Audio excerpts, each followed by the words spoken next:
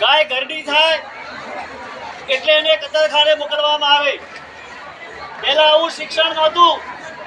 આ જ સ્કૂલો હતી, પણ શિક્ષકો અને એના પ્રિન્સિપલ જુદા હતા.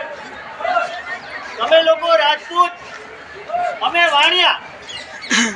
કહેવાય કે વાણિયા અહિંસક, આવડું મોટું ટીલું કરે અને ઉભાના ઉભા કોઈને ચીરી નાખે, વાણિયો ના કહેવાય. કેમ?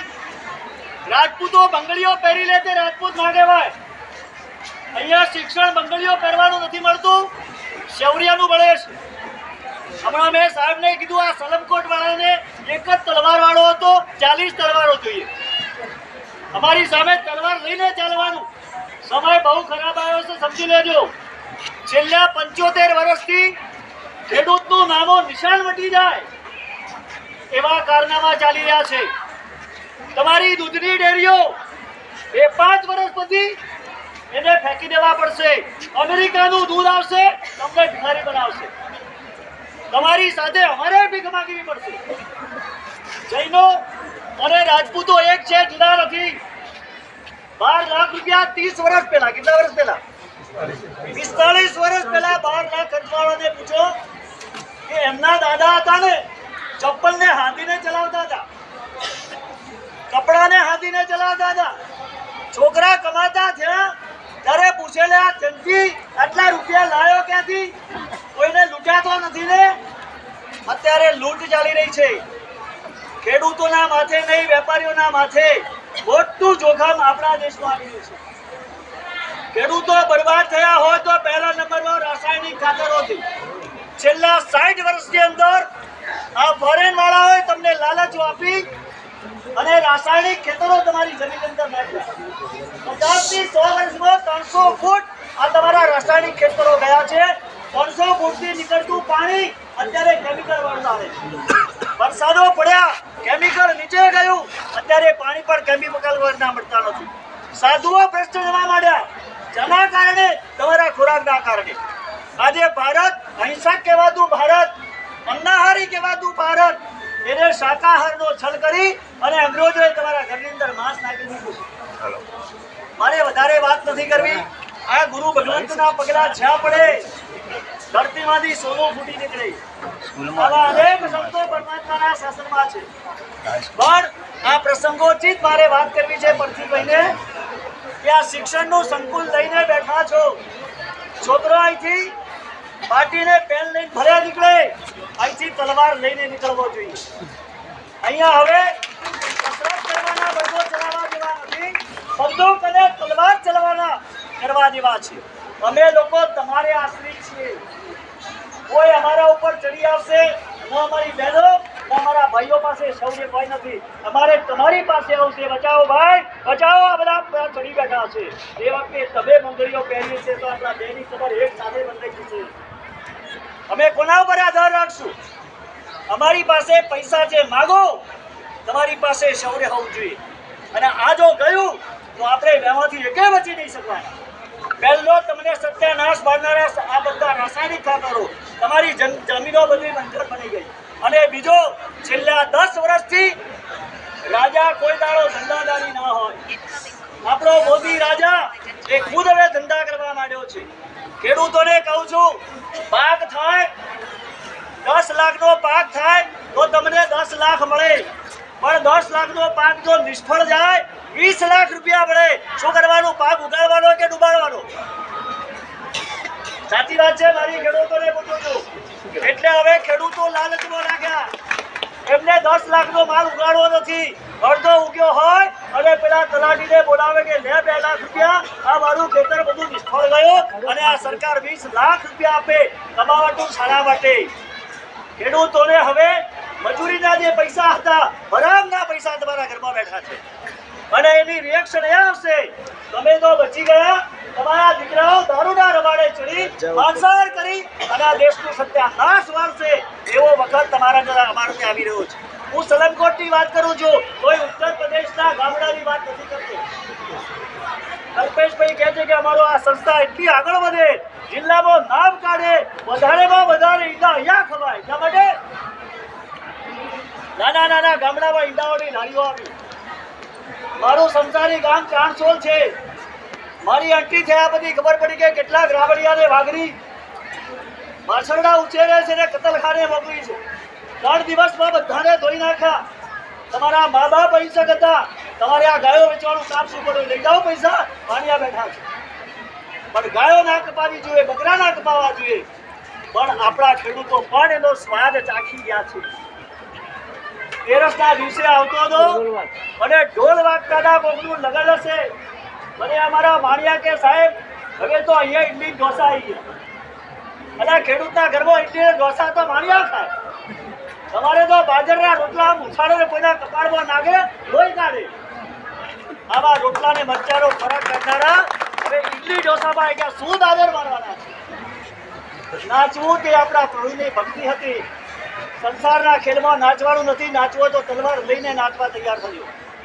એટલે બરછીભાઈને મારી ખાસ વિનંતી છે કે આમાંથી નીકળતા આપણા દીકરાઓ જે શિવદયાનું પાલન કરે. તમારા વડવાઓને પૂછો, એક ગામમાં ચબૂતરો ના હોય એવું બને નહીં. એક ગામમાં પાંજરા પણ હોય એવું બને નહીં. અમારા ગોધરામના છનાલાલ શેઠને ખબર પડી કે ડભાણમાં એક ગાય કપાડી છે. ઉપવાસ પર ઉતર્યા, આખું ગામ ભેગું કર્યું. ગાયને લાવો, ચિંતી કરો.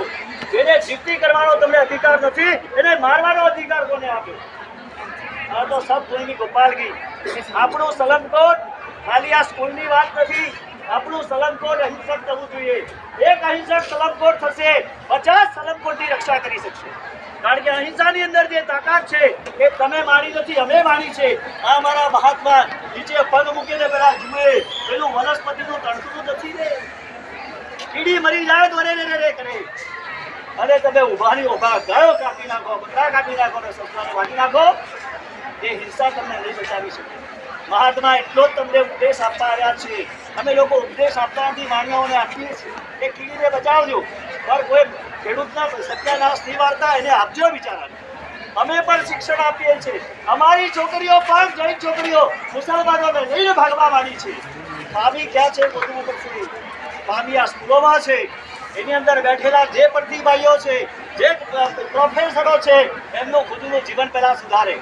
કોઈ આંગળી ના કરી શકે પ્રતિભાઈને. એ પ્રતિભાઈ ખાણી બહેરી જોડે બેઠા હતા. હજી તાકાત છે પ્રતિભાઈની કે બનાવી શકે. આપણી સ્કૂલોના કેરેક્ટર સુધારવા પડશે. પહેલા કુમાર શાળાઓ અને કન્યા શાળાઓ હતી, અત્યારે બધું મિક્સિંગ કરી નાખ્યું. કે બધાને હવે સત્યાનાશ વાળો. ઘી અને આગને ભેગી કરી શકાય, કોઈ કારણ ના કરી શકાય. પણ આ ગવર્મેન્ટ નહીં, એક વર્લ્ડની શક્તિ કામ કરી રહી છે. મોદી જેવા તો બધા એના ખિસ્સાઓ છે. ભલે મોદી સાહેબના આજે વાત કરીએ. આજ મોદી સાહેબ 5 વર્ષ પહેલા છે. મોદી શું કરે છે? એક રેગ્યુલેશન આપવાની તૈયારી છે. તમારા ઘરમાં નહીં, અમારા પેટમાં પણ માસ જવા પાડ્યું છે. કારણ કે મોદી છે અને મારા છોકરાઓ થતા થઈ ગયા છે.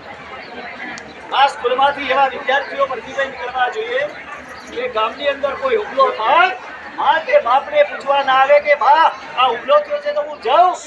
અને આ ડોબા મને પૂછવા આવ્યો છે. હનુમાન પૂછવા કે આંજણા સતીને કે બા રામનો જીવ જોખમમાં છે તો હું જાઉં. અરે લલ્લુ મને પૂછવા આવ્યો છે, રામનો જીવ જોખમમાં તું બેઠો છે, તારી માએ દૂધ ઘસાવાયું નથી, પાણી પી દીધું. આવી અંજનાઓ બનજો આ બહેનોને કહું છું. અને એવા છોકરા પેદા કરો, બહુ જરૂર છે. 10 ને 15 વર્ષ પછી આ હિન્દુસ્તાન કદાચ હિન્દુસ્તાન નહીં હોય. અત્યારથી તૈયારી કરશું, એક નાનકડી સ્કૂલની તૈયારી કરશું તો આપણા દેશમાં આપણો જુવાન પઠાવી શકશું. બાકી આ ગવર્મેન્ટ તમને ને અમને બધાને ખતમ કરવા માંગે. અમારા દેરાસરોની અંદર અબજો રૂપિયા પડ્યા છે.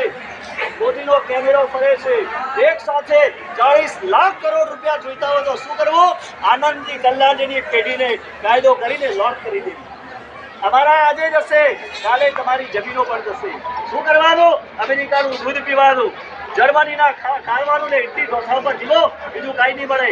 અનાજ તો ઉગશે નહીં, જમીનો બંજર પડી છે, કેમિકલો બહુ ભગા થઈ ગયા છે.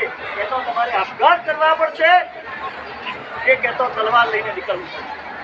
એટલે અમે પણ ખૂબ ભાવના રાખીએ. આવી સ્કૂલોની અંદર, કોલેજોની અંદર, શહેરની અંદર મેં અનેક વાર પ્રવચનો કર્યા છે. તમારું લોહી ગરમ કર્યું છે ખરું, પણ જેવા અમે ગયા એટલે ઠંડા હિત. જેમ અમારા માણ્યા છે એમ તમારી પણ વાતો છે. ચાણસોલની અંદર 200 હત્યા બંધ કરાવી છે. ભરતીભાઈ કલમકોટમાં એક પણ નાનો જીવ કપાવો ના જોઈએ. અને કપાય તો રજપૂતોને શરમની વાત છે. જે છીવાડે એ કાપે છે. તમે જે પણ હોય અમારા કલ્પેશને કહો. સુરતની અંદર ડોગ એને પકડનારા માણસો આવ્યા. કૂતરાઓનો ત્રાસ વધી ગયો. કોર્પોરેશને ડોગ કિલરો બોલાવ્યા અને આ મરદનો બચ્ચો એ શિખર માર્યો છે કે કોણ છે ખબર નથી. પણ એના પપ્પા કદાચ એક હાથમાં બંદૂક લે, એના પપ્પા બે હાથમાં બંદૂક લે. અને આ પાણીયાનો બચ્ચો સુરતમાં નીકળ્યો. જે પણ ખટારા ઉપર આ બધા કિલ્લરો હતા, બંદૂક બતાવી ઉતારી દીધે, રવાના થઈ જા. અરે મારે કોર્પોરેશનનું કાર્ડ છે, તારું બલિદાન નીકળાઈ હતી. લમણામાં એક આવશે. આજ અમારા માણિયાનો બચ્ચો આખા સુરતમાં ફરી અને 8 ટ્રકોને રવાના કરી દીધી. 2-3 દિવસમાં તો લોનને મારવાનું બંધ કરાવી દીધું. એક વાણિયા પાસે આ તાકાત છે, રજપૂત પાસે તો ના કરતો અનેક ઘણી તાકાત હોઈ શકે. અમે ઈશારા રાખીએ ગુરુદેવની પણ અમારે છે. આમાંથી જે પણ છોકરાને છોકરીઓ નીકળે, એક છોકરીઓ આપણી લક્ષ્મીબાઈ જેવી નીકળવી જોઈએ અને એક છોકરાઓ નેતાજી સુભાષ જેવા નીકળવા જોઈએ. તો તમારી અને અમારી સુરક્ષા છે. નહીં તો દબાઈ નામાં 5 વર્ષ પછી કોઈ નીકળી શકે.